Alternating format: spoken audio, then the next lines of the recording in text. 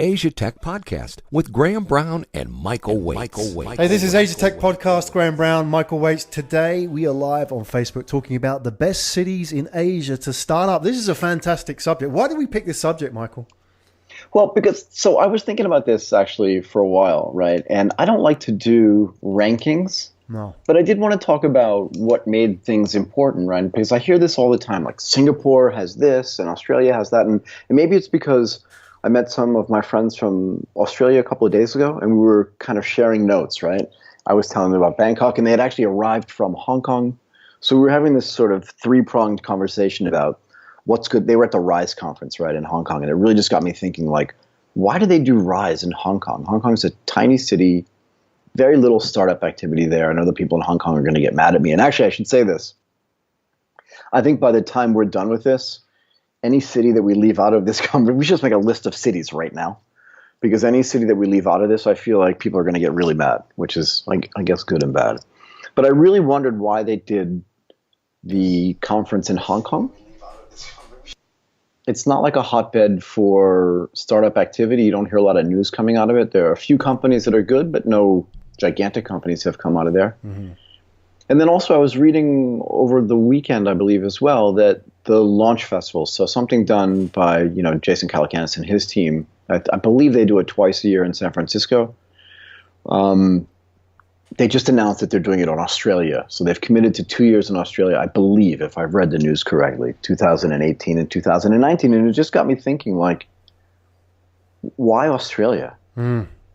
And I'm sure they've got great reasons why, right? Maybe there's a close connectivity between what's going on there and what's going on in the United States. Maybe maybe there are people that they know there. Maybe the RISE people just thought that the facilities in Hong Kong were better. But I really wanted to start thinking about what was it exactly that made a startup city great, right? And I think it's not necessarily only country specific, right? Because you can go to Sweden and Stockholm is amazing, right? So Stockholm had what? Spotify and there's another billion-dollar company, and Skype actually, I believe, came out of Sweden as well. But to be fair, there haven't been a ton of companies coming out of Sweden in a while, so it'll be interesting to see what happens there, right? But I think it's more city-specific than country-specific. For sure. And to a certain extent, the country laws make a big difference, but to the extent that any country can create a special economic zone or give any city a special deal, then maybe there's a reason why the cities matter, right? And so I tried to make a list to myself of like what really mattered, and the list just started getting longer and longer. And I really wanted to talk tonight about, 10 cities or 8 cities or whatever it was, and it just isn't enough time. Yeah. Right? Because so we're going to piss some people off, right, by not mentioning their city, but definitely. And at the end, so there are going to be places we won't really spend a lot of time talking about it. And I think, I could say the biggest thing we won't spend a lot of time talking about is KL, but that's not really true because Jakarta as well. And I really just wanted to pick representative cities. And, to be fair, if somebody wants to jump in and ask a question about a specific place that we're not talking about, please feel free to do so. And Graham, obviously, we can just veer off as well. Yeah. But I want to talk about some of the things that I thought were important, and then maybe we can go in general terms, and then maybe we can go and talk about how a few of the cities break down for some of those things, right? So the first was just population. How many people are there, right? Do you want to do a startup, or does it even scale to do a startup in a place where there just aren't that many people? Yeah. And does language matter? Right, so if you're sitting in Okinawa or if you're sitting in Hokkaido, right, you're in Japan, do you need to know how to speak English? Right. Like, do you have visions to move your company outside of Japan? There are 126 million people in Japan, but do you want to move it out? So does language matter? I think it does, actually, right? And also, what are your other choices? Do you want to do a startup, or do you want to go work for Goldman Sachs? Right. I mean, that was always one of the biggest problems with making New York a hotbed for activity, was that the banking sector was just so big there, and offline advertising, right? Like mainline advertising was so big. Well, that's also a weakness of Hong Kong, maybe as well, isn't it? I mean, the financial sector is so strong in Hong Kong. Why would you give up a lucrative career in investment banking to go and start a startup? Yeah, I mean, that was exactly why I wanted to talk about Hong Kong later, and that's actually one of the things that got me thinking about RISE, right? And in Hong Kong as well, real estate's a gigantic business. Yeah. Manufacturing, because it's so close to the new territories and to Shenzhen. So again, those things matter when you're trying to decide whether you're going to build a startup or even just leave your job and do a startup, right? And then there was, logistics and infrastructure, right? So even if you build a startup, how do people pay for your product? How do things work? Infrastructure. So like, how fast is the internet? Is the internet reliable? I think Bali might have a problem with that, right? And exactly. I haven't been to Bali in a few years, but Bali's beautiful, should be the perfect place for it. It's part of Indonesia. It's really centralized in Asia as well. But for some reason, every time I've been there, the internet just hasn't been so fast, right? I think you're being diplomatic. It's lousy. Is it still? I haven't been in a while, so I didn't want to comment. But they put a lot of money into those co-working spaces like down in Hubba. But I'm sure we'll talk about this. But, how important co-working spaces are in the general picture of startups, right? Yeah, and I think they're really important. They're on my list too, because it's the community that gets built around the startup, right? I like to say nobody succeeds alone. Yeah. Right, and there are plenty of people that try, and it doesn't really matter like how brilliant you are or how talented you are. No one succeeds alone. Right, so co-working spaces, and then I was thinking also, like banking and finance matter, rail systems, air transport, airports. These things really matter, right? How convenient is it to get in and out? And then also corporates. I don't think a lot of people talk about this, right? But are the sort of proximate, so the close by corporations, are they supportive or do they obstruct you? In other words, do they look at what you're doing and then try to take your IP and invest against you? Or do they invest realizing that they can't, and because they have legacy systems internally, do they say, oh, we'll never be able to beat these guys, so let's invest in them and then we'll buy them later, or somebody will buy them later, right? And then there's talent. So how much talent is there in any particular city? And if the talent isn't there, can they get there? Right? Will the immigration rules allow them to get there? So this is a government thing, right? And what's the cost of living? So I'm sure there are plenty and plenty of jobs in San Francisco, but where are you going to live? And even I believe Singapore. We'll talk about this later, but Singapore's this as well, right? I don't want to blow my cover for this completely, but consumer prices in Singapore are 63% higher than they are in Bangkok. Yeah. That's just a fact, and that's not my opinion. And I've got a whole bunch of these facts we can talk about, right? So how does that play out in the context of, is this a great place to build a startup or not? Well, that's particularly relevant to a startup, isn't it? Because it's all burn time. That's like half the burn time in Singapore as you get in Bangkok, right? Yeah, and then think about rent. So rent in Singapore is 97% higher than it is in Bangkok, right? No, CPI is higher in total, but rent is like almost double. 174% higher. Yeah. It keeps going, right? So, and you're right. It's really important for a startup because your burn matters. And even if you're not renting an office, you're renting an apartment. You have to live somewhere, and that cost is expensive too, right? And then a few other things, right? So investors, how do you fund yourself? Are there angel investors there? Are there seed investors, follow on? And a whole concept that we talk about, but we should talk about more, is this thing, risk capital, right? So I have money that I'm willing to lose versus just capital. I just have a lot of money, right? Because there are plenty of people in plenty of cities where there's a lot of money and not a lot of risk capital. And I think, to be fair, Japan actually falls into that category. Very much so. Right? And we'll talk about why there's not a super vibrant startup ecosystem in Tokyo, but maybe there would be in one of the smaller cities. And we'll get to that smaller city later, right? Exactly. And here's the red herring, one of the red herrings for me, right? So there's also what I call creating value out of your investment dollars. And that really is, I don't like to use the word exit, right? But how are your investors going to make money, right? So can they IPO? Can there be a trade sale? Is there just mergers and acquisitions where one really successful startup buys a bunch of smaller startups and rolls them up into a much larger entity? We saw that happen in Southeast Asia already, right? So the Insogo boys did that. Groupon actually tried to do it, and you saw it happen with some of the e-commerce sites as well. So you definitely saw, Bilna merged with What's New, and they created Moxie as well, and then it turned into Orami. So there's been some of that, but not a lot of monetization and sort of exits for your investors. But the reality is that most of the ecosystems out here in Asia have really only been around for 5 to 7 years. And most investments kind of take that a period of time to actually gestate and turn into money. Right. So we're really at the beginning of working out whether or not those investments are coming around, right? It's too early really to get a long-term picture on these ecosystems. It is too early. So the presumption is, right, that let's just say that I live in Thailand, right? So let's say the Thai ecosystem started in force in 2012. It's just the beginning of 2017. So only 4 years really in. And I believe strongly there's been a lot of progress.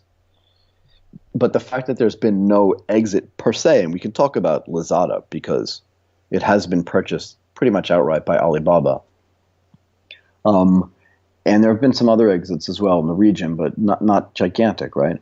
But the point is, we're not there yet. So if you hear investors say, I don't want to invest in Southeast Asia yet because I don't know where my exit's going to be and there's going to be no IPO, my answer to that has always been onefold, which is really, it's too early.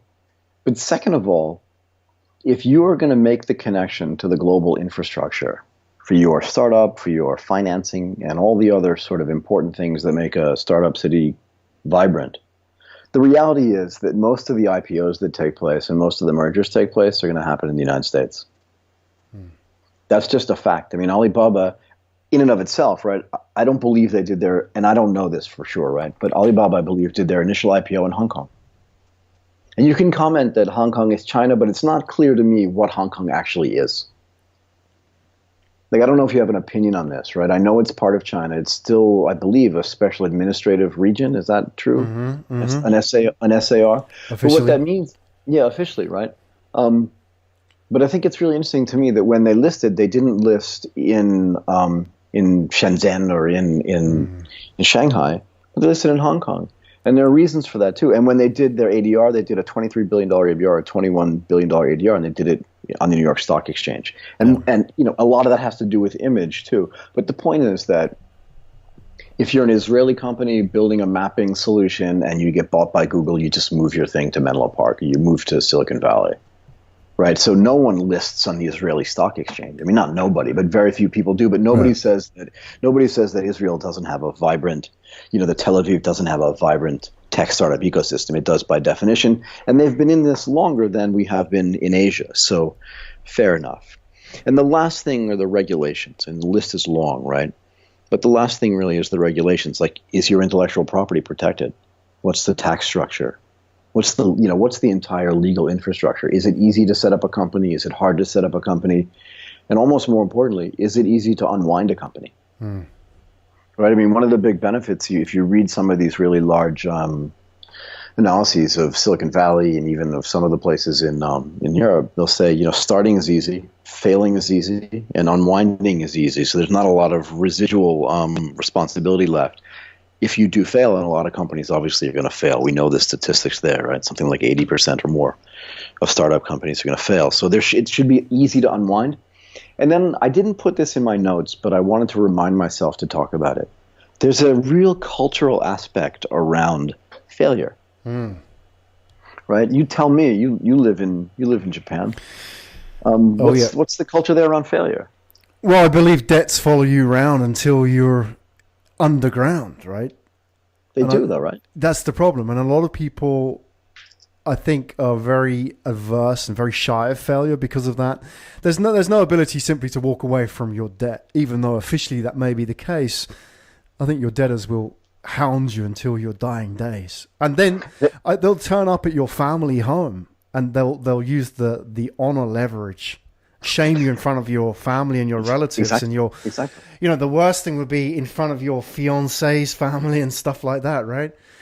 So that's how it works. So there is a real cultural adversity to debt, and I think it's the same across a lot of Asia, right? I mean, we talked about this in one of those stories about that Thai weightlifter. I'm not sure if we talked about it on air, right? I don't think we did, but we talked about it off, and I think you're right. Yeah. I mean, the story was that she won Olympic gold, but the only reason she said she won Olympic gold was because she changed her name. In a previous life, so to speak, she had started business and failed, and that had hounded her. And the only reason she could get out of that was by changing her name. Wow. So I think it's an Asian thing, right? I mean, Asia is a hotbed of entrepreneurial activity, but yeah, there's still some attitudes that hang over that whole failure thing, right? Right, and there's got to be a way to get around it, right? Because the entire culture is not going to change. And frankly, I'm not advocating, and I don't think you are either. The question is, how do you make a really strong startup city inside of that culture? Right, and that's not the only part of the culture as well, right? I mean, there's a whole bunch of other great parts of it, but that's just one part that makes it slightly more difficult. Anyway, so I wanted to talk about city by city, or at least a few cities, and this is maybe where we're going to maybe make some people mad, or at least understand what their opinions and their biases are. And I always like to talk to people about this, right? I like to introduce my own bias before I start talking about what my opinion is, right? So I used to live in Japan, so I feel like I have a little bit of a bias about Japanese things and Japanese institutions and the culture, but I've lived in Thailand for almost 6 years now, right? And I've made a deep investment into the Southeast Asian tech ecosystem.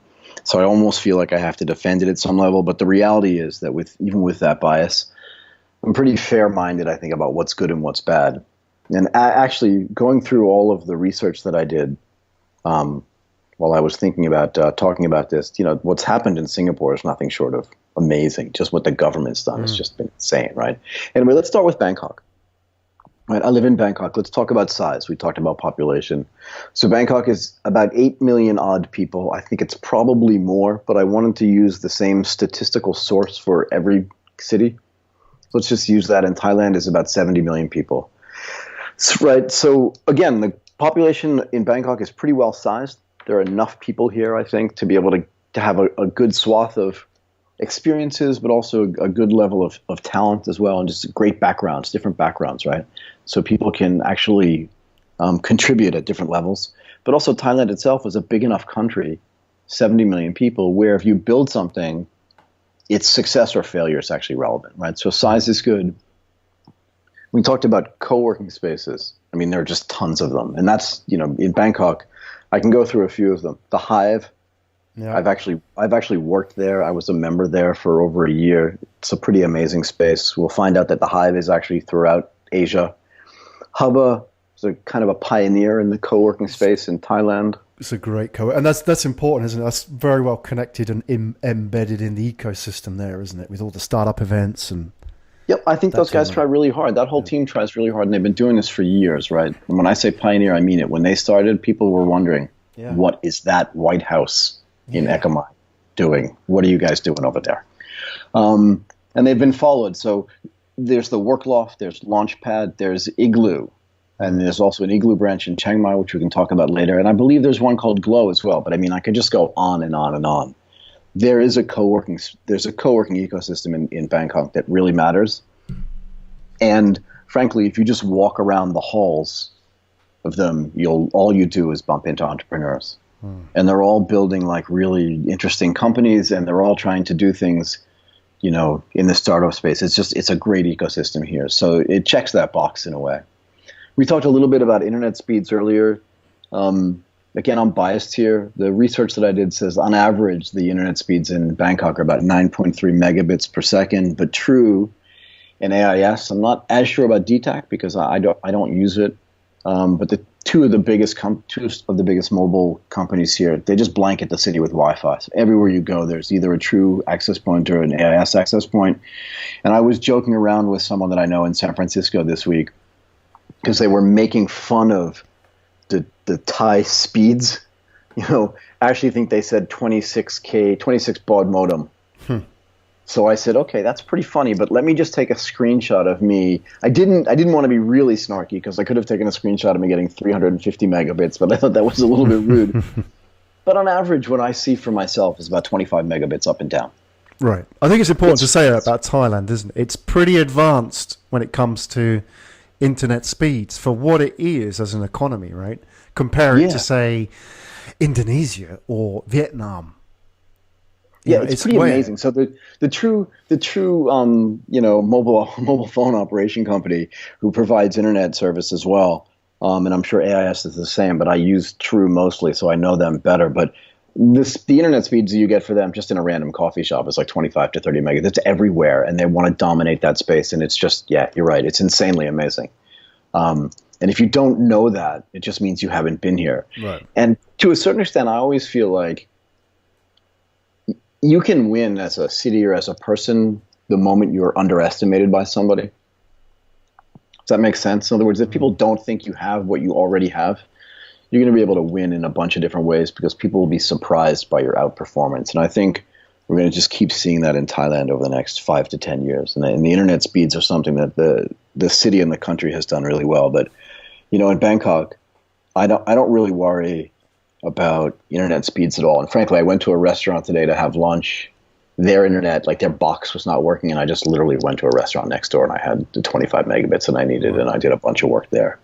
Universities and education is important here. Chulalongkorn, so one of the best schools in Thailand, is in Bangkok, and have the Sasin School of Business, which is really an amazing MBA program and a really great business school. And to be fair, there are a lot of foreign professors actually come and are visiting professors there, and some of that curriculum, or if not all of it, is in English as well.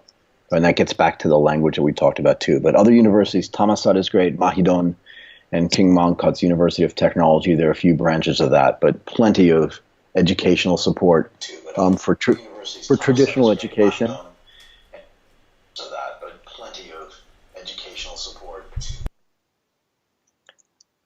And then we talked about corporate. What's the corporate support here?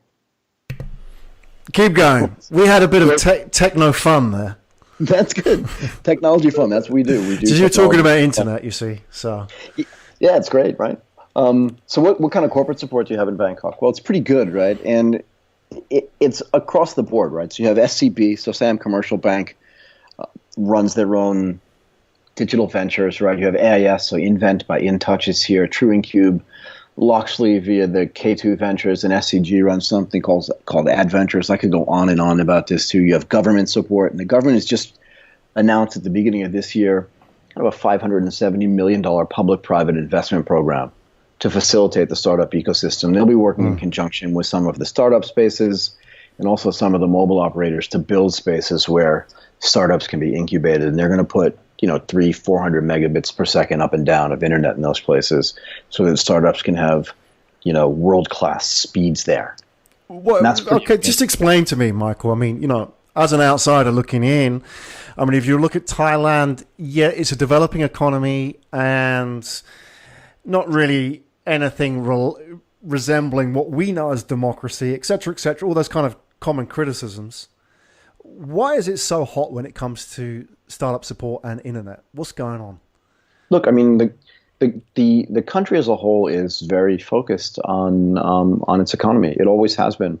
I mean, if you go back all the way to the 40s and 50s, you'll see that the Thai government has been incredibly focused on growing the Thai economy in a way that benefits all of the Thai people. It's really been quite well done, frankly. And we can comment about the politics pretty much in any country, I think, in the world. And it's both good and bad. But the one thing you can't say about the governments here is that they're not focused on growing the economy. And in the midst of any other issues that they may be dealing with, and fair enough, every country has their own issues. What's going on here is they're just very interested in making this a world-class country. And that makes Bangkok a world-class city. And like I said, I was with a couple of my friends from Australia over the weekend, and they had come from Hong Kong, and they were just amazed at just the change. I believe they hadn't been here in 2 or 3 years, and they were just amazed at the changes that they'd seen. Right? And we sat at dinner somewhere, and we were on the True Wi-Fi, and it was blazing fast. Oh yeah, faster when they get back in Australia for sure. Way faster. And they were, and they loved that, right? And these are also investors and venture capitalists as well. So we're talking the same language. But maybe the greatest thing about Bangkok is the cost of living. Okay, so I like to have, some people have what they call the McDonald's index. I'm going to use what I call the one-bedroom apartment index. Okay, It costs 20,000 baht a month on average for a perfectly fine central city one-bedroom apartment. 20,000 baht. It's about $600 depending on, and I'm rounding, right? But it's definitely less than $700 a month to have a perfectly modern, well-appointed, in almost most cases, furnished apartment. That's just really cheap. How would that compare to New York or San Francisco? Let's do it with San Francisco if we're going to talk about startup cities, because it must be pretty outrageous there. What sort of factor? In San Francisco, I believe, and I'm just talking off the top of my head, right? But it's not that hard to figure out. Let's just do this. Average rent it's easy. San Francisco, right, one bedroom, I believe it's probably in the $3,000 to $4,000 range.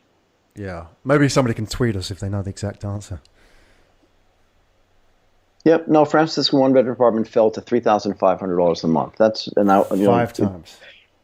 Yeah, it's just 5 times, maybe 6 times more expensive there than it is here. And believe me, the lifestyle here is way better than it is there for sure.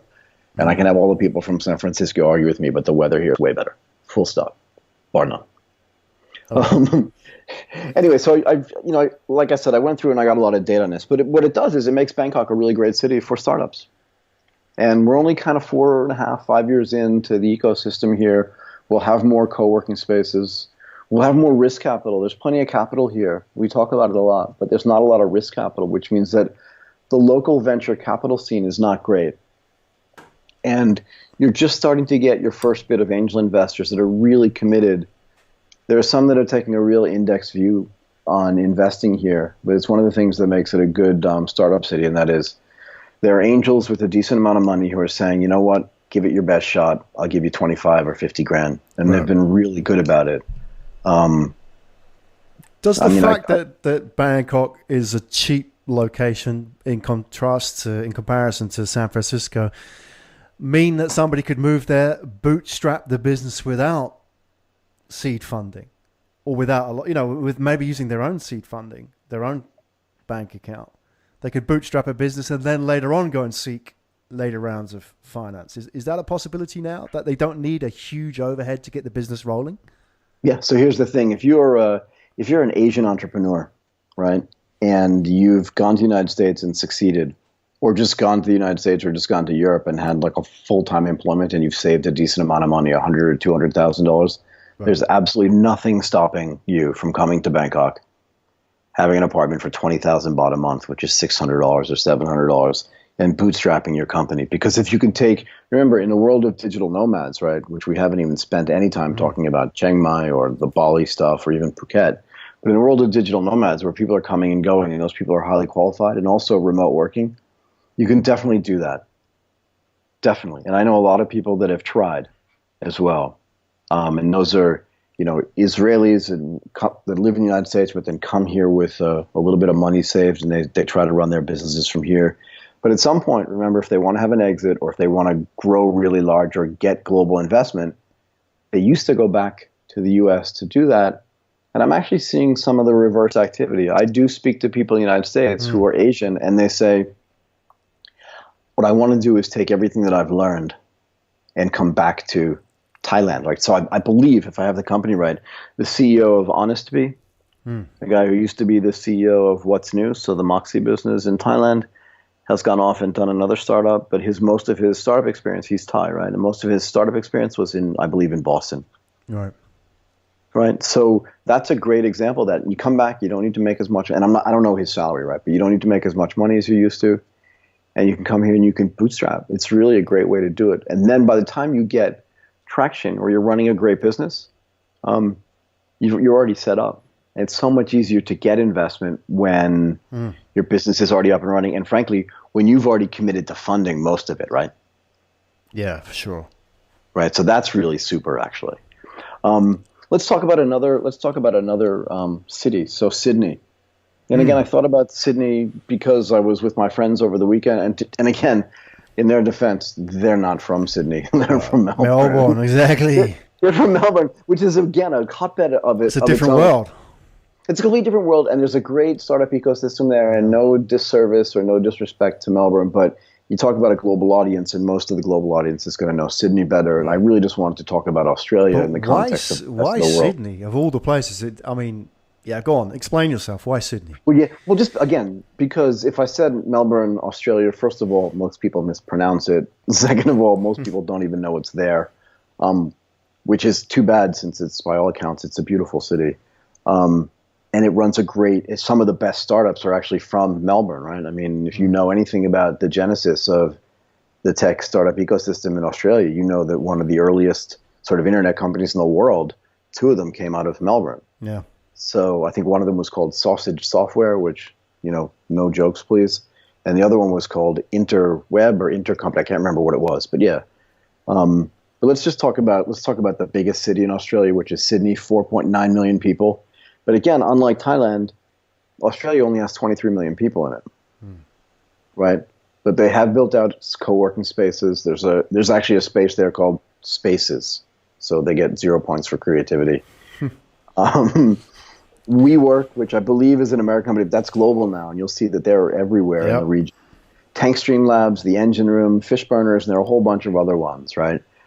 So they have that nailed too.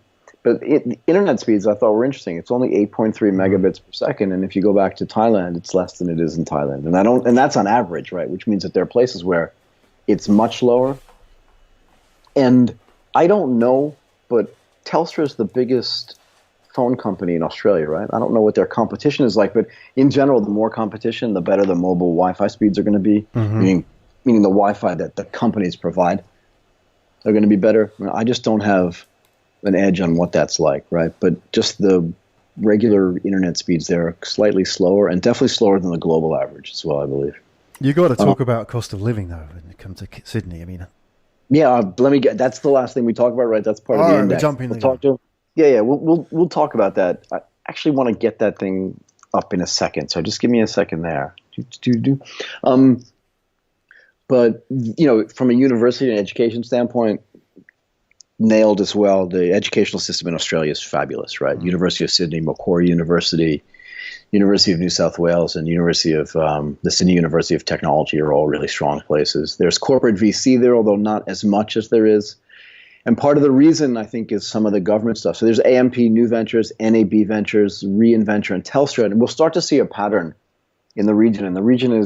And part of the pattern is that a lot of the telcos, the mobile telcos, know that they're moving down the street like they're just going to be a dump pipe. I hate to say it, but unless they can find some bigger services to add on, third-party services to add on, they run the risk of being disintermediated by services that use their data stream. And they're going to be some of your biggest corporate venture capitalists, not just in Australia, but you already saw it in Thailand. So then the government, right? The government in Australia as well is trying to move in the right direction, but there are tax issues in Australia.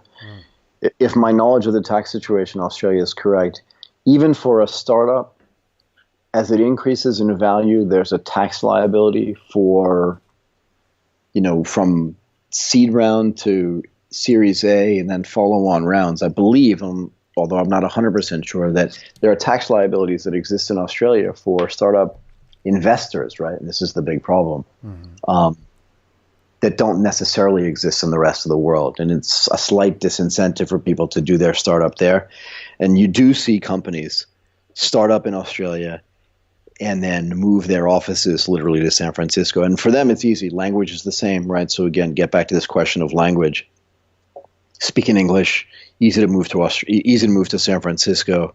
If you're from Sydney, you have generally 4 seasons as well. So going to California or Boston or New York where there are 4 seasons is not a big change for you. And the government has, like I said, they have support for incubators and stuff like that. But the tax issues are something that's going to have to get handled. Now, the cost of living in Sydney is probably higher than it is in Singapore. Right. So if it costs $600 a month to rent a 1-bedroom apartment in Bangkok and $3,500 in San Francisco, it's $2,600 approximate dollars in Sydney. But restaurants and food and everything else is going to be 2 times more expensive than it is in Bangkok for sure. Yeah, and it's just going to get in the way, right? And while the internet in my mind, right, and this is an opinion, but in my mind, a country like Australia, right, while it has a really great and vibrant startup ecosystem, and Sydney is really a fabulous place, it's very expensive to live there. And it's really far away, right? So what you're left with is there's a lot of risk capital there, which is good. But again, that capital kind of gets disintermediated by some of the tax issues there. A lot of the people that would invest there either invest in other countries, right? So set up a fund in Israel or set up a fund in California. So they'll take the money that they've earned there and move it offshore. But your home market's really only 20-something million people. So in a way, it's very similar to Malaysia. You see a lot of companies there move out of the country to go somewhere else, and I can name some of them. But it's pretty easy to see their addresses are in San Francisco or New York or somewhere in the United States. Do you think Sydney as well suffers in a similar way to maybe Hong Kong, in the sense that there's a lot of very strong incumbent industries, isn't there? You've got mining on the west coast in Perth, you've got construction, agriculture, tourism.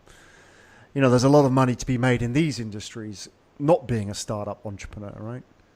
Yeah, I mean, given the choice, right, would you rather go work for Rio Tinto, where you kind of know you're going to be employed forever as they sell coke coal and iron ore, whatever it is, to the Chinese, which they've been doing for 20 years, or try to go do a startup?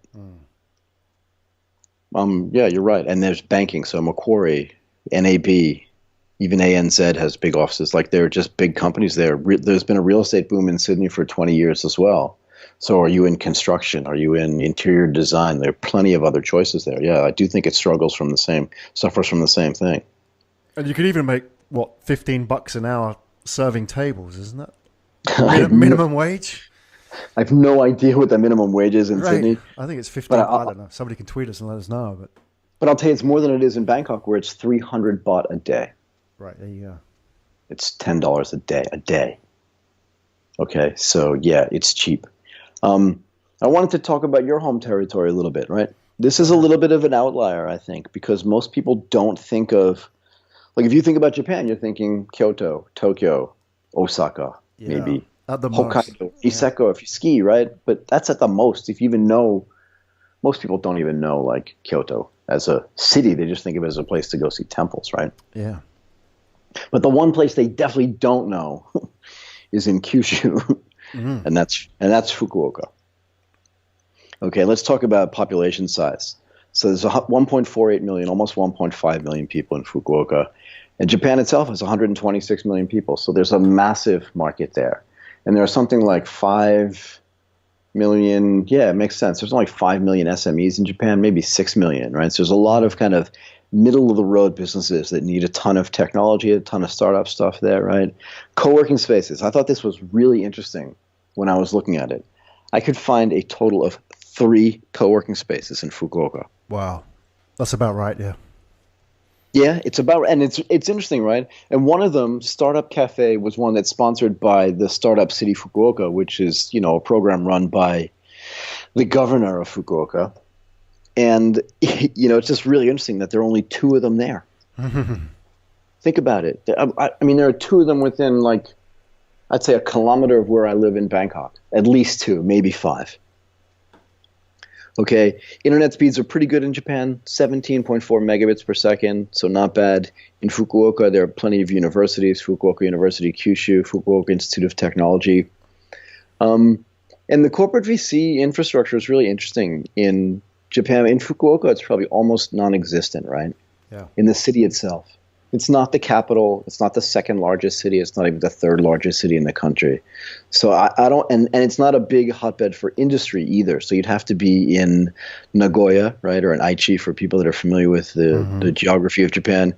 And in Tokyo, obviously, there's going to be plenty, right? So from a corporate perspective, there's Mirai Creation Investment. The name itself doesn't really mean it. I mean, it means something, future creation, right? But Toyota, one of the big banks, are involved in Sparks, and Sparks has always been sort of a small boutique alternative investment house, very successful.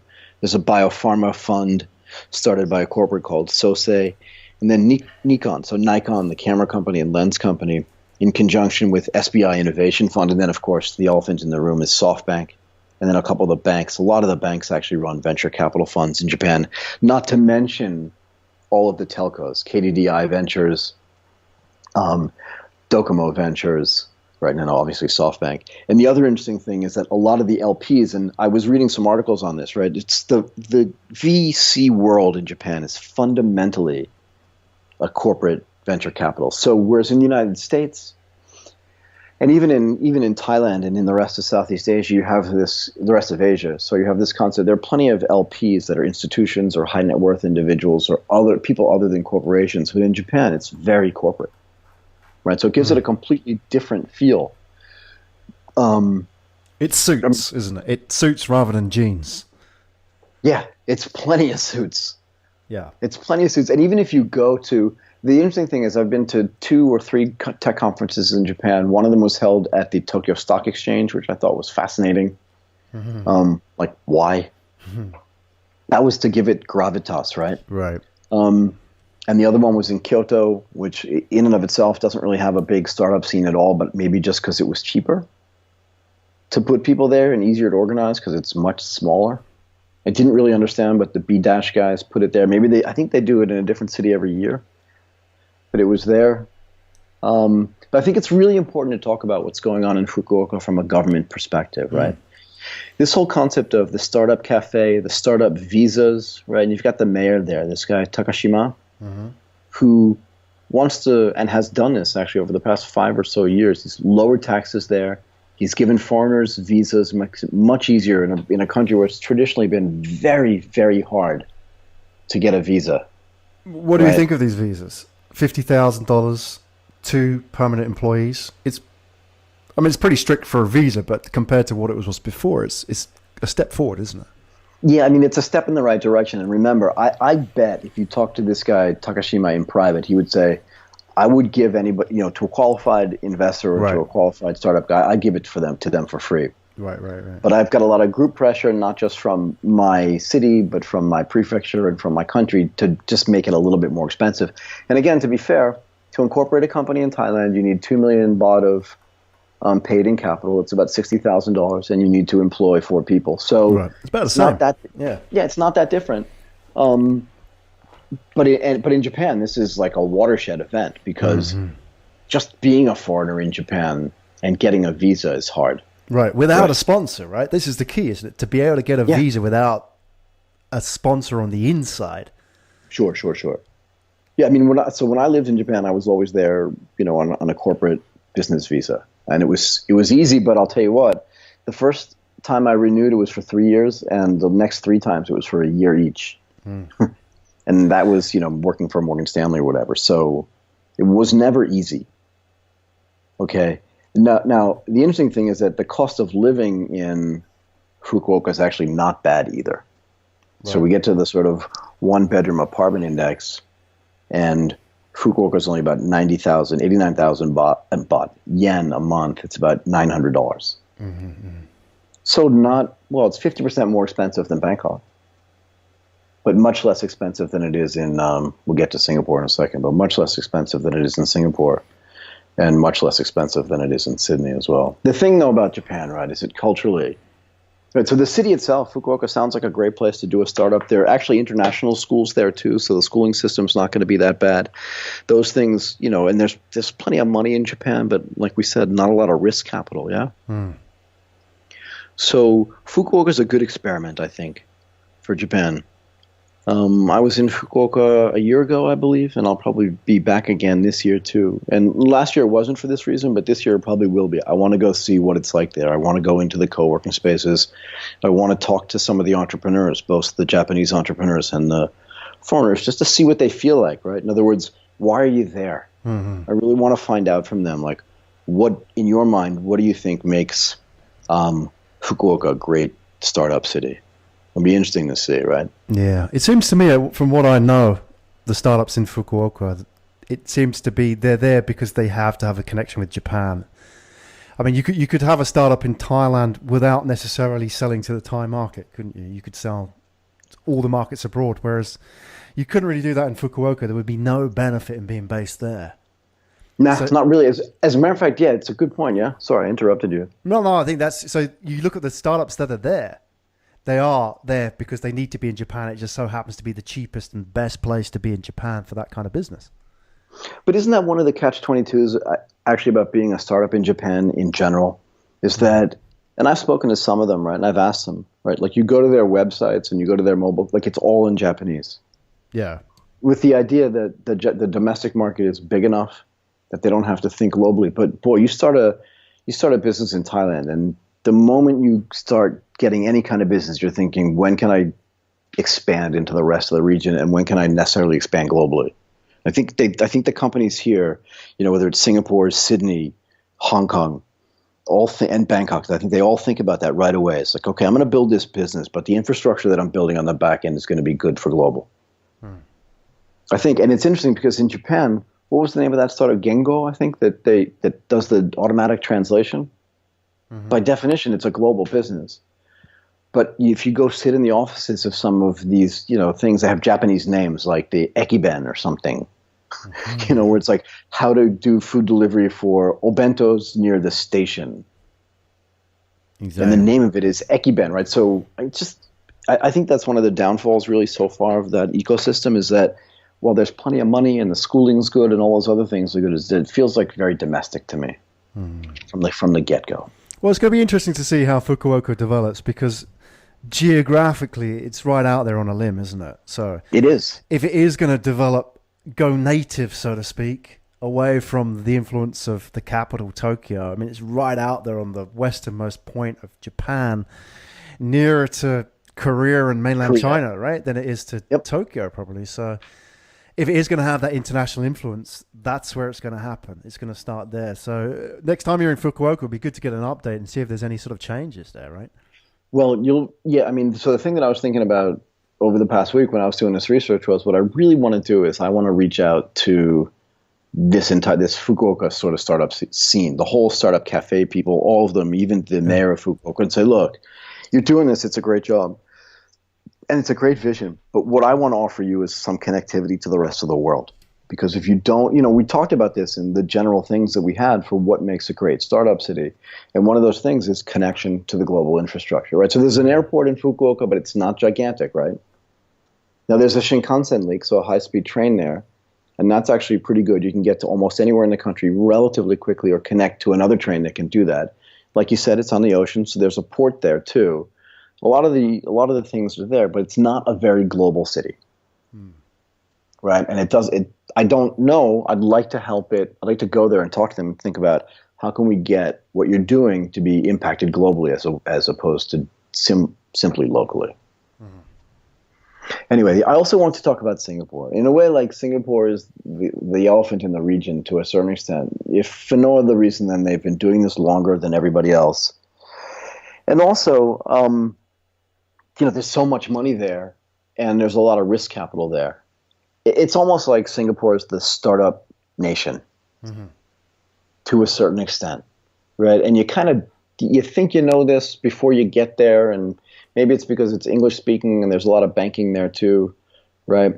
But there's some interesting things, both good and bad, about Singapore. We should just talk about some of them too, right? There are only 5-point-something million people live there, 6 on the up. Right, so if there are 6 million people there, I don't believe it's that many yet, but it's probably like 5.5 million people. There are plenty of co-working spaces. It's almost like every coffee shop that's there is some kind of co-working space. But the Hive is there. There's a place called the Working Capital, which is a great space. Workhouse, the Hub. Yeah, like I said, in some ways it just feels like Singapore itself is just one large co-working space. Although, again, you go into some restaurants there, and I can think of a few off the top of my head, and the connectivity is pretty poor. Right, so the internet speeds there are worse than they are in Japan, and not much better than they are in Thailand. And I think part of that is because, at least from a Wi-Fi perspective, there's not a lot of competition on the phone space, right? Like Singtel and who else is there? M1, right? But M1 is this kind of modern sort of MVNO in a way. I mean, not really, but the internet speeds there are 13.9 megabits, so less than they are in Japan, slightly harder than they are in Australia, and only slightly harder than they are even in Bangkok. Now, from an educational standpoint, you have SMU, right, the Singapore Management University. You got the NUS, the National University of Singapore, INSEAD, so one of the most globally well-known business schools in the world. So there's no lack of educational opportunities there. But just to give you a sense for how prevalent just the whole internet thing is and the startup thing is in Singapore, what was it?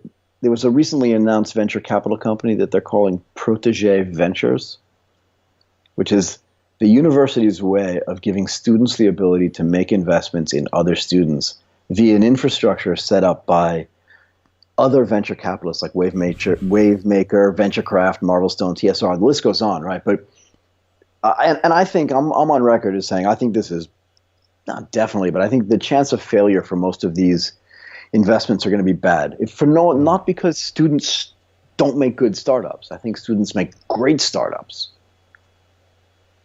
But investing is like a non-trivial business. And they're investing in their friends, right? Well, that's the thing. It's like investing in and of itself, no matter how old you are, is kind of an emotional it's an emotional ride. But the younger you are, the less sort of in control I think you are of your emotions. And nothing against anybody in their 20s. But hey, Michael, I mean, come on, like what a refreshing change that is to some of the places we've talked about in terms of the attitude towards risk, right? I mean, giving students, I think that's fantastic. Yeah, I don't think it's bad at all. I just think a lot of it's going to fail. But again, I didn't say failure was bad. Right, I just said I think a lot of those investments are going to fail. But again, it does teach people investing's hard. Don't just invest in your friends. Kind of like there are a lot of things to learn from it. And I think that's really important.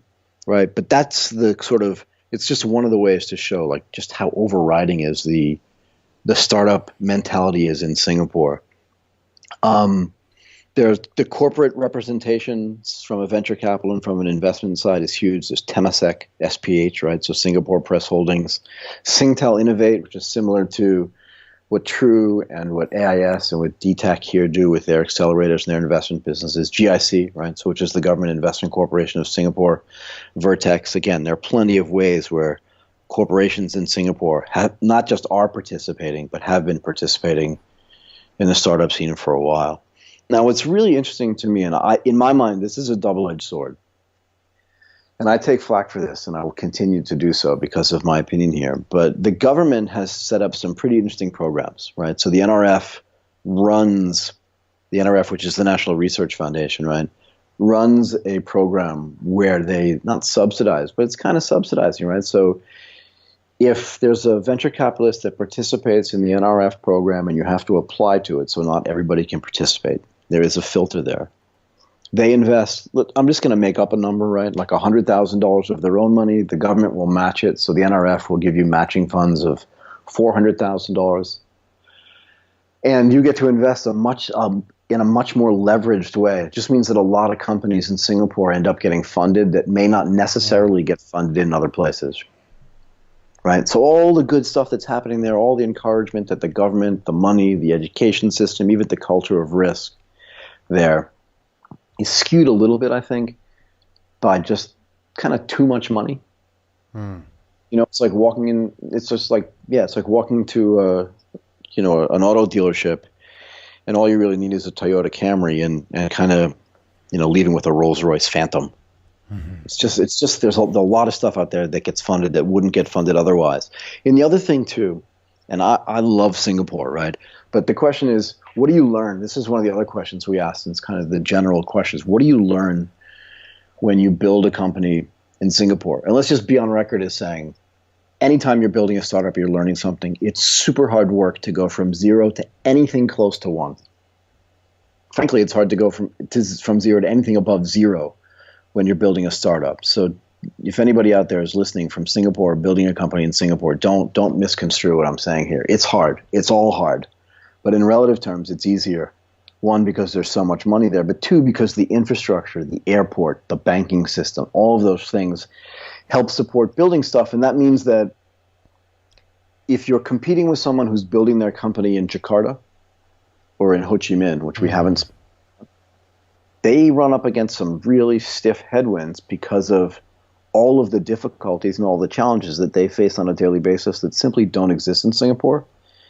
And while the financial market in Singapore is huge, the domestic market itself, even with the highest GDP per capita in Asia probably, it's just not that large. There just aren't that many people there. So there is some question about how easy would it be for a company from Singapore to expand into the rest of the region or to expand globally. We've seen a couple. Garena is one. It's been very successful, extremely successful. But if you look at e-commerce, which is one of the largest one of the largest opportunities in the region, you can say that Lazada was based in Singapore, but frankly, that's a Thai and Indonesian company. It's where their biggest markets are, right? So again, it's a double-edged sword. And we talked about this before. Let's talk about cost of living. Again, it's about 2,654 Singapore dollars, which is about a little bit more than 2,000 US dollars. Just for a one-bedroom apartment. And let's just run through this again. I did a comparison between Singapore and Bangkok. Okay, the CPI, so overall, consumer prices are 63% higher in Singapore than they are in Bangkok. Including rent, it's 97% higher. Rent alone is 174% higher. restaurant prices, and I find this a little bit hard to believe because there are some restaurants in Bangkok that are very expensive, but this must be an average, are almost 145% higher. Groceries are even. It's about 28% higher, but that's a push, I think. It depends on what you buy. And there's just the purchasing power. It's just 126% more expensive to live in Singapore, the local purchasing power, than it is in Bangkok, right?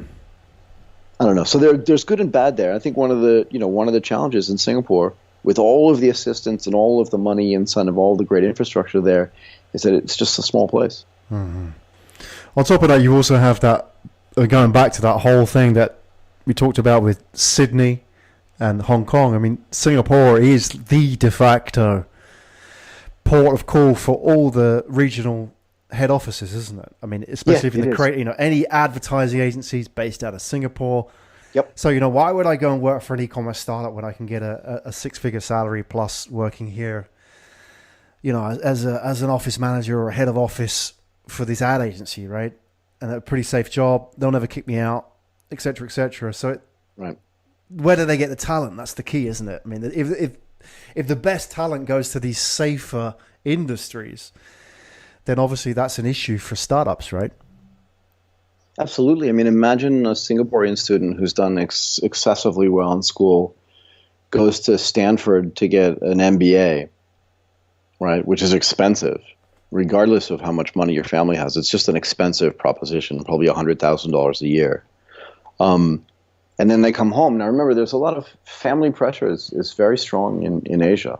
I think as a non-Asian person, I think it's okay to say that. And that's not a bad thing. It's a great thing. What it means is, and we used to hear this in Thailand, if you have a chance to go work at an MNC, like why wouldn't you take a job at Coca-Cola or at Unilever or at P&G or at one of the large drug companies or one of the large insurance companies? Why would you go work at Lazada?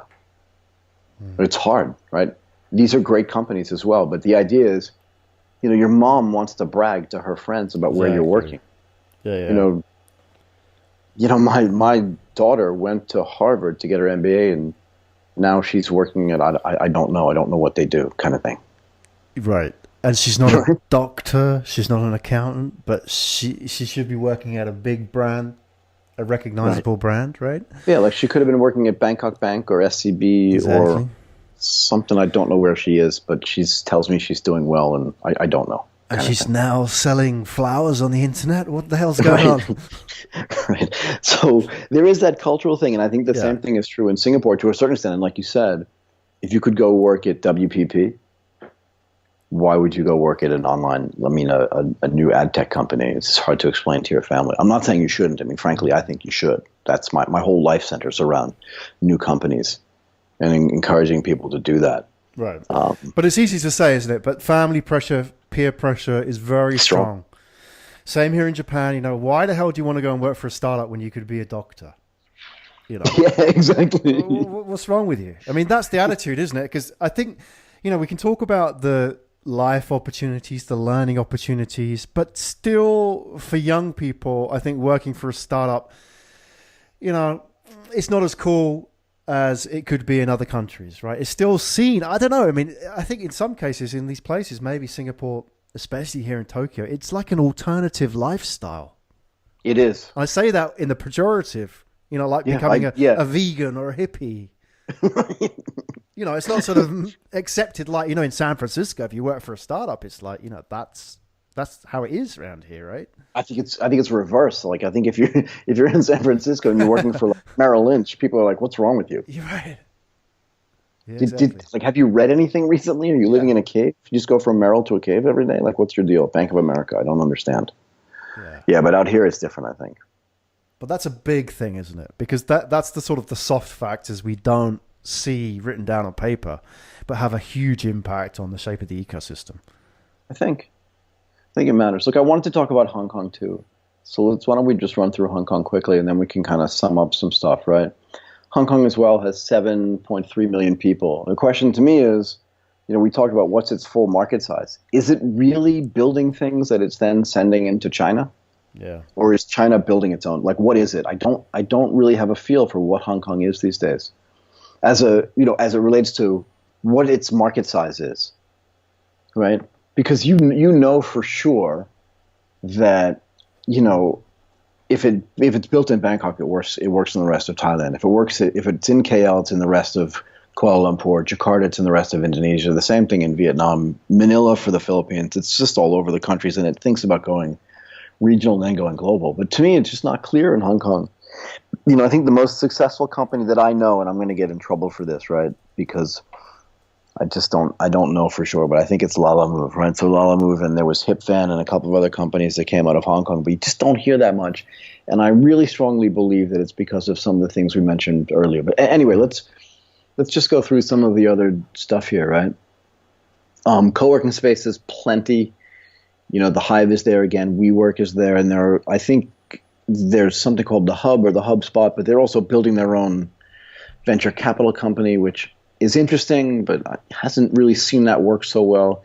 Internet speeds are kind of middle of the road, 16.8 megabits per second. Universities are good. University of Hong Kong, Hong Kong University of Science and Technology, so that's okay. But from a corporate venture capital perspective, it's a little bit thin, right? I mean, Alibaba runs an entrepreneur fund out of there, but is that really a corporate? It doesn't seem like it to me, right? It feels a bit sparse to me.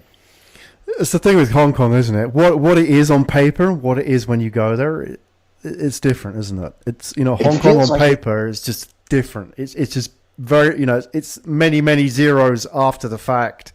Huge financial market, but you go there and it's all the sort of the street hustle. You don't see sort of that tech scene that you'd expect to see there, right? No, and this is really going to get me in trouble, I think. Go on and say it. But Hong Kong is not even like a real is the wrong word. Hong Kong is not so much of a city as it is just like a really big town with really high buildings. Ouch. Yeah, but I don't mean it that way. It's not a bad thing. Like the point is that the main part of Hong Kong is really small. Yeah. You know, like going from Lan Kwai Fong to Wan Chai or to the west side, just not that far away. And even going sort of to the other side of the island is just not that far away. The south side of the island is just not that far away, right? Mm-hmm. And I'm just trying to get some statistics on, you know, what it costs for a Hong Kong apartment. Yeah, it's saying 44 divided by 8. It's like $5,000, $4,000 a month for an apartment for 3 bedrooms. So yeah, it's probably like $2,000 to $3,000 a month for a 1-bedroom apartment in Hong Kong. And you see stories coming out of Hong Kong, right? Besides the fact that they're reclaiming land all the time and auctioning off that reclaimed land to build massive apartment buildings there, it's again a very expensive place to live. Yeah. Right. But again, then you wake up one day and then the Rise conference is there. So and the Rise is one of the biggest conferences that gets done in Europe, as you would know, way better than I would. But I just wonder why. It's not there because of the local startup system. It's our ecosystem, really, is it? It doesn't seem like it to me. It doesn't seem like. But even from a language perspective, right? Like from a cost perspective, I think between Singapore and Hong Kong, it's not that big a difference. I know they want to have kind of the China connection, but again, the relationship between China and Hong Kong has always been strained. And Singapore is kind of like this Goldilocks economy when it comes to its relationship with China, since it's a Mandarin-speaking country, but it's not next door to China, but the relationship with China is strong because a lot of the businesses are run by Chinese people. So it's just interesting to me when you build like one of the biggest conferences in the world in a place where there's not that big of an ecosystem. There's a lot of money there too, but again, you know, you look at what Li Ka-shing does and you look at what some of the big groups there do, and not a lot of it gets spent on startup. A lot of it gets spent on manufacturing and also on building their banking and real estate businesses. So it's the same type of problem as if your family is running. I mean, look at Richard Lee, right? Li Ka-shing's son. I mean, he's closer to my age than he is to sort of the next generation. But, you know, they're building lots of resorts in Japan. They're in the real estate business. They've been in 3G sort of mobile businesses for a long time. But I'm not convinced that Hong Kong is going to be a hotbed for startups either, even though it has some of the right components, right? But even, again, just because you have some of the right components does not necessarily mean you're a great startup city. It's nearer Tokyo than all the others, I think, isn't it, in terms of the makeup? You know, in terms of it has some very strong incumbent industries, a lot of temptation to go and work for a safe bank, investment bank or real estate, then go work for a startup. And then there's the cultural thing on top of that. So I think, if we had a sliding scale, it would be up there with Tokyo at that end as opposed to Bangkok on the other end, right? Yeah, and what's your view on like the risk taking in Hong Kong? I mean, it seems like people there like to take risks, right? Right. I mean, it's interesting, isn't it? I mean, if you walk around the main island, walk around Wongshan or Shangwung, whatever, and you see all those the Chinese stores with their storefronts out there selling their dried squid and their whatevers. You see that real hustle, don't you? That's the real thing you get from Hong Kong, is that real hustle, that sense of energy. So there's some kind of entrepreneurial activity there. But, when you take that to the other more established industries, it seems that everybody seems to be focused on finance or real estate or whatever. There's a real gap. I don't see anything in the middle. I don't see anything that you would, if you went to Bangkok, you saw people building e-commerce startups, or you saw people building retail startups or infrastructure startups. I don't see any of that in Hong Kong, right? So I don't know. I mean, I don't see it. Maybe I'm not aware of it, but I don't see anything there. No, I don't see it either. I haven't been in Hong Kong in like a year or so, but even the people that I talk to that invest from there, most of their investments are either in China or in the rest of Southeast Asia. Right. I mean, why would you set up an e-commerce startup when you can just go and build a factory in Shenzhen, right? Right. So that's the other thing too. Is if you 10 times the money. Right. If you look at some of the wealthier families there, their investments are in next generation factories and manufacturing in China. And if they're not doing it in China, they're taking the experience that they've gleaned by building those factories in China initially, and then going and building them in Vietnam or in Myanmar or in Cambodia. So do you think a lot as well? I mean, a lot of the people that are in Hong Kong are expats that have been moved there by corporations. It hasn't really invited in the startup entrepreneurs, like, for example, you see in Bangkok or maybe Chiang Mai. The people that live there have come with, the finance brands and the banks and so on, right? They haven't come there to set up a startup, right? No. So you don't have that natural grassroots scene, do you? No, and again, so the airport's close. That's easy to do, and all those things are great. But the reality is that from building a startup, it's not a great place to do it, I don't think. Whether you're a local or whether you're a foreigner, I just don't think it's a great place to do it.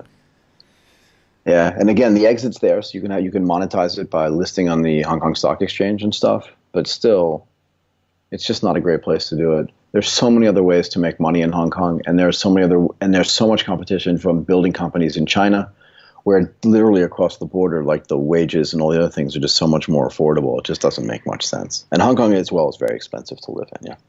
All right, Michael, quick one. Here's your get out of jail card. Which cities have we missed tonight, which should be in the list, which maybe feature in another episode? But just in case, don't just list them alphabetically. But Ho Chi Minh, right? I mean, you got to go to Vietnam. It has incredible things happening to it. But even Chiang Mai, Phuket, Kuala Lumpur. We didn't talk at all about Seoul or Manila or Yangon, where things are starting to happen. And don't forget about Phnom Penh and Siem Reap. And then Jakarta, obviously, is huge. Mm-hmm. Yogyakarta is big. And Bali as well. Those are just some of the countries that we just didn't, some of the cities that we didn't get a chance to talk about, all of which have their own sort of good sides and bad sides. I just wanted to talk about 5 sort of very different and differentiated cities, just to give a sense for what's going on and the types of things that, that we think are important in building that ecosystem, going through that list that we had at the beginning.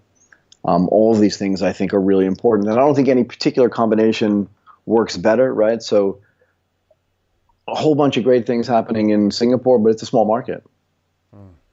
Whereas, to me, what's happening in, Ho Chi Minh can't be discounted, even though it's early, but again, a very domestic market. And Bangkok, to me, seems like, I don't know, just a lot of interesting stuff going on here. But yeah, I didn't want to leave any place out, but we only have a limited number of time every week to talk about stuff. Now, I wanted to talk about one more thing. Since we talked about it a few weeks ago, right? We talked about Amazon buying Whole Foods and what the impact was going to be on Asia. And we always talk about what's the big surprise. And one of those big surprises for me has always been, the food businesses and the food delivery service, right? Now, you know that Blue Apron did an IPO. What is it now? 2 weeks ago? Mm-hmm. They priced the IPO at $10.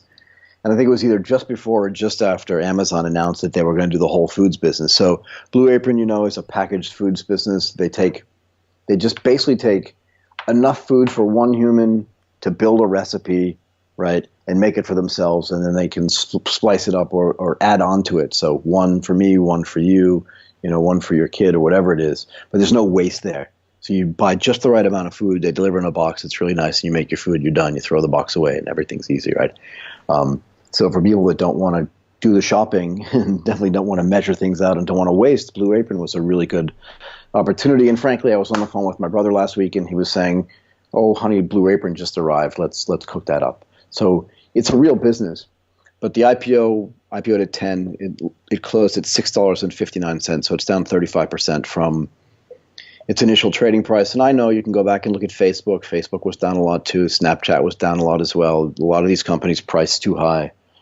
But with the specter of Amazon owning the food and owning the last mile delivery and owning the infrastructure and warehousing knowledge to be able to deliver this stuff, I just don't know how they're going to compete. So $6.59, you don't think it's a good buy? I don't know. I can't presume and I can't guess what's going to happen in the public markets, right? Because I just don't have enough information. But I will say this. Unless Amazon buys them or Instacart buys them or someone buys this company as a standalone entity, it ain't going to work. It's just not going to work. And I think if you paid $10 for the stock at the IPO, the only way you're going to make your money back, I think, is if someone pays a premium to buy this company. But again, that's not a big surprise. And that's kind of why I wanted to mention this, because we talked about it before it happened. We had questions actually from some listeners, what we thought about the impact on the IPO was going to be, and it kind of did exactly what we thought it was going to do. I don't think it's good. Yeah, that's a good follow-up. We'll keep watching that story, and if people have any comments on that story or any of the stories that we talked about, they can tweet us. They can tweet us at AsiaTechPod or use hashtag AsiaTechPodcast. You directly at where, Michael? At Michael Waits. Exactly. They can get us on Facebook. Facebook/AsiaTechPodcast. Anywhere else? YouTube, you can see we have a YouTube page as well, so look for us Asia Tech Podcast on YouTube as well. Exactly, and don't miss out on we publish an issue every week, a new live show. Get on our newsletter. So if you go to our website, sign up for our newsletter, get on the newsletter. You'll get an alert of when we go live and what we're going to talk about, so you can get a heads up on that and join us for our live call. Yeah, and I want to thank all the people that keep contacting us and asking us to talk about particular subjects. We really appreciate it. You know who you are. And even for those people who want to get on the show too, we really appreciate it. Thanks, Graham. You've been listening to Asia Tech Podcast. Find out more at www.asiatechpodcast.com.